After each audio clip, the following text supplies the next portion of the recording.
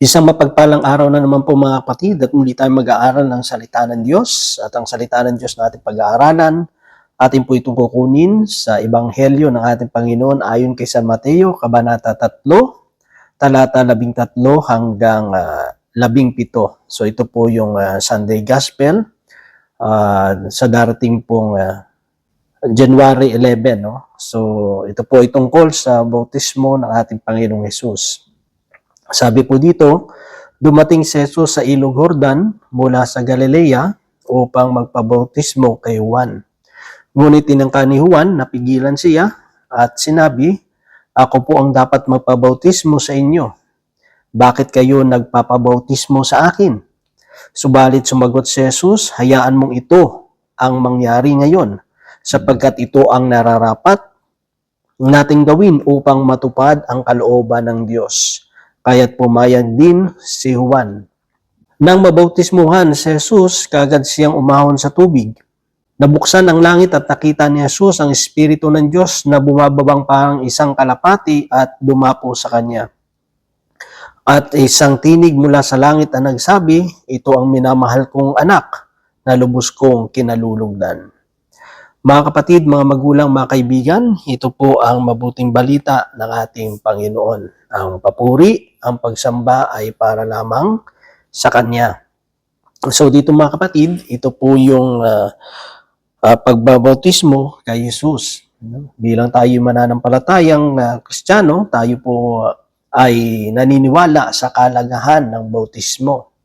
Dahil ito ang daan tungo sa pamumuhay sa kabanalan, sa pananampalataya, para tayo ay maging kabahagi ng katawan ng ating Panginoong Hesukristo. Diba? Ito yung daan para sa Christian life o sa pamumuhay spiritual, no? Kasama ang ating Panginoon, maging kabahagi ng katawan ni Kristo.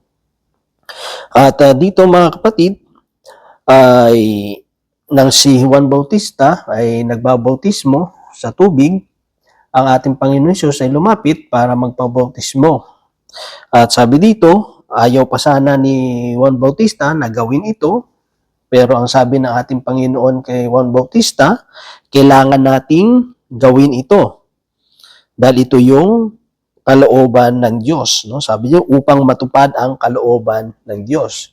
So dito, siyempre, bilang mga naglilingkod sa Panginoon, ang pinaka-purpose natin is matupad yung layunin ng Panginoon.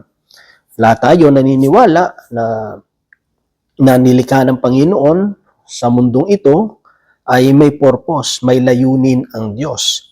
At yung layunin na yon ay dapat maganap, dapat mangyari. Di ba? Kasi dito may kita natin na ayaw sana ni Juan Bautista na bautismuhan ang ating Panginoon kasi alam niya sa sarili niya hindi siya karapat-dapat. Pero kailangan niyang gawin yon bilang pagtalima, bilang pagsunod doon sa kalooban ng Diyos. Diba? So, yun naman talaga yung pinaka-role natin, no? Bilang tayo ay mga mananampalataya, mga naglilingkod sa Panginoon. Ang kagandahan doon is ayaw man ni Juan, pero dahil ito ang kailangan gawin, no, para tupdin yung kalooban ng Diyos, kailangan niyang isubmit yung sarili niya doon. Kasi yun naman talaga yung reason, yun ang layunin ng pagkatawag sa Kanya. Sa yung magbabautismo sa ating Panginoong Hesukristo. So dito mga kapatid, makikita natin yung yung nagpapahalaga, no, hindi lamang ni Juan Bautista at pati ni Jesus, di ba? Na kailangan niyang gawin 'yon, di ba? Hindi ibig sabihin na mataas ka ay parang iisipin mo sarili mo, ba't ito yung magbabautismo sa akin, mas mataas ako sa kanya. Hindi ganoon. Doon pa lang pinapakita na yung pareho sila may humility, no? Si Juan Bautista hindi ako karapat-dapat Doon pa rin itinuturo na. Pero mas pinakita ni Jesus na siya yung mas may humility. Kasi bakit? Kasi kung sa posisyon, kunyari, ikaw yung mas mataas, ito yung mas taas ka dito sa isang ito talaga, expected mo, itong nasa mababa, na susunod doon sa taas, 'di ba? Pero bihira lang na itong nasa taas, siya yung sumunod, no? Kaya magpailalim doon sa mas nakababa sa kanya. So may kita natin doon yung kababaang loob, 'di ba? Na pinapakita. Kaya nga when tayo ay nang tayo ay lumapit, no, sa pamamagitan ng bautismo, na dito tayo tinuturuan ng Panginoon kung paano pailalim, no? Kung paano ibaba yung sarili natin, 'di ba? Kasi kung gusto natin matanggap yung kapatawaran, yung paglilinis sa ating mga kasalanan, kung gusto nating maging kabahagi ng katawan ng ating Panginoon, kung gusto nating maging kabahagi, no, sa kaharian ng Diyos, kailangan kalimutan natin sarili natin. Kailangan natin itong gawin, mga kapatid, kasi kailangan nating iwan, no, yung luma nating pagkatao, kasi yung pagbautismo sa atin, tayo ay namatay at muling nabuhay, no? Tayo ay binuhay. So new creation na tayo, 'di ba? Kasi yun talaga yung pinakadaan sa buhay, sa kabanalan. Ito yung daan tungo sa kabanalan, ito yung daan, mga kapatid, upang tayo ay maging kabahagi ng katawan ni Kristo, at mahihirapan tayo na makasunod sa kalooban ng Panginoon kung hindi maghahari ang Diyos sa buhay natin. Isa lang ito sa parang pintuan, no? Para tayo ay i-purify, para patuloy tayo ating tanggapin yung sanctifying grace ng Diyos, yung pagpapakabanal ng Diyos sa bawat isa sa atin, no? Yung pagpapatawad ng ating mga kasalanan, no? Kasi may kita din natin doon, matapos mabautismuhan yung ating Panginoon, no, bumaba yung banal na Espiritu na katulad ng kalapati. It symbolize ng yung banal na Espiritu, 'di ba? At nagpapakita ito ng yung peace, yung kapatawaran, 'di ba? Nagkaroon tayo ng peace sa Diyos, no? Yung ating kasalanan, yung kapatawaran, no? Kasi gano'n naman sa kapwa natin ng tao, hindi tayo magkakaroon ng kapayapaan sa isa't isa kung nandun yung alitan, nandun yung samaan ng loob, di ba? So kapag yung kasalanan mo sa kapwa mo napatawad, at yung kasalanan ng kapwa mo naman sa iyo pinatawad mo, doon kayo nagkakaroon ng totoong kapayapaan, di ba? So it brings peace sa buhay po natin. Nagkakaroon tayo ng peace sa Diyos, di ba?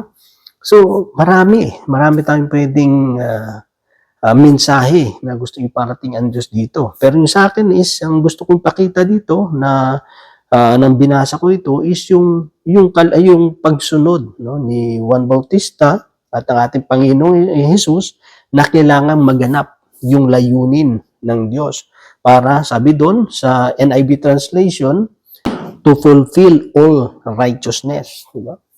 Yung katwiran, yung righteousness, kasi magiging righteous lang tayo sa harapan ng Panginoon kung tayo ay susunod dun sa kanyang kalooban. At isa sa kalooban ng Diyos, tayo ay yung tinatawag na bautismo. Kasi dito kino-confess natin na tayo ay makasalanan at nangangailangan tayo ng kapatawaran, no? Kaya nga sabi doon, isa rin sa mga misyon ng mga alagad ng Panginoon bago siya bumalik sa kanyang ama, di ba? Sabi doon, magbautismohan niyo sila sa ngalan ng Ama, ng Anak, at ng Espiritu Santo. So, ibig sabihin, mga kapatid, napakalaga ito. Hindi ito iiwan o isa sa mga magiging misyon ng mga alagad ng Panginoon. Hindi niya ito itatagubilin kung hindi ito mahalaga, di ba?